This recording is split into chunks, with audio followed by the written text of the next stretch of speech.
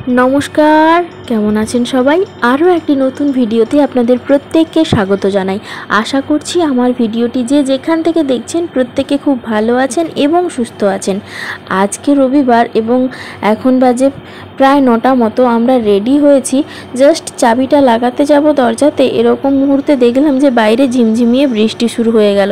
সেই জন্য মেয়েকে নিয়ে আর বেরোতে পারলাম না। দুজন থাকলে না হয় বেরিয়ে পড়তাম, তবে বাচ্চাকে নিয়ে এরকম বৃষ্টিতে বেরোনোটা একেবারেই উচিত নয়। চলুন আর একজনকে দেখি আমরা। এই যে দেখুন, বাড়িতে যাবে বলে দাঁড়িয়ে রয়েছে। এই যে বাইরে দেখুন বৃষ্টিটা শুরু হয়েছে। তবে এই বৃষ্টিতে সত্যিই বাচ্চাকে নিয়ে বেরোনোটা একটা মুশকিল ব্যাপার।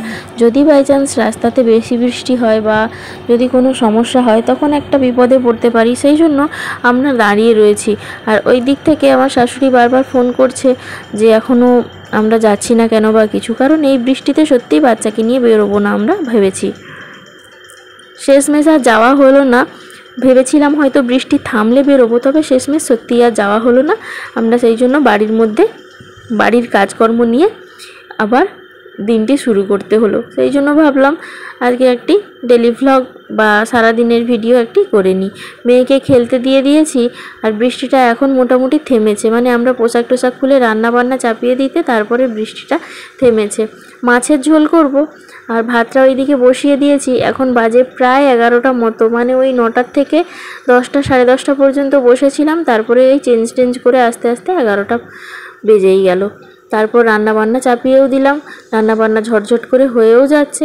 একটা চাট করেছি, চাটটার মধ্যে রয়েছে হচ্ছে একটু পেঁয়াজ, রসুন এবং লঙ্কা, আর রয়েছে যেটা স্পেশাল সেটা হচ্ছে টমেটো আর এই যে কালো জিরেটা খেলে নাকি হার্ট ভালো থাকে এবং অনেক রকম রোগের হাত থেকে মুক্তি পাওয়া যায়। সেই জন্য কালো জিরেটা দিয়ে এরকম চাট আমি প্রায়ই করে থাকি।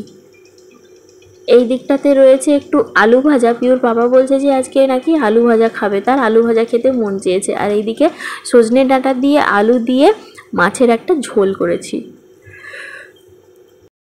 রান্নাবান্না কমপ্লিট। এবার স্নান করিয়ে মেয়েটাকে এবার একটু খাওয়াবো, তারপরে ওকে ঘুম পাড়িয়ে দেবো। দুপুরবেলায় একটু কাবুল ছোলা ফেলে দিয়েছিলাম এবং সেই কাবুল ছোলাকে বেশ ভালোভাবে প্রেসার কুকারে সেদ্ধ করে নিয়ে তারপরে একটু ঘুগনি চাপিয়ে দিয়েছি। ঘুগনিটা হবে এবং সকালে বেশ কিছু তরকারি রয়েছে আর একটু দুধ গরম করছি, যে যেটা দিয়ে যা ইচ্ছা হয় তাই খাবে। সেরকম বেশি কিছু আর এবেলায় রান্না করলাম না। ঘুগনি দিয়ে মুড়ি খেতেও পারে, তারপরে দুধ রয়েছে, দুধ দিয়েও মুড়ি খেতে পারে, যা ইচ্ছা, যার যেটা ইচ্ছা হবে সে সেটা খাবে। আর মেয়েটা এইদিকে দেখুন জল খাচ্ছে কোমরে হাত দিয়ে দাঁড়িয়ে দাঁড়িয়ে, আর ও যেতে পারলো না বলে সে কী অভিমান। তো যাই হোক, আজকের ভিডিওটি এই পর্যন্ত। আপনাদের সাথে দেখা হবে খুব শীঘ্রই আমার পরবর্তী আর একটি ভিডিওতে। সবাই ভালো থাকবেন, সুস্থ থাকবেন, সাবধানে থাকবেন। দেখা হচ্ছে পরবর্তী একটি ভিডিওতে।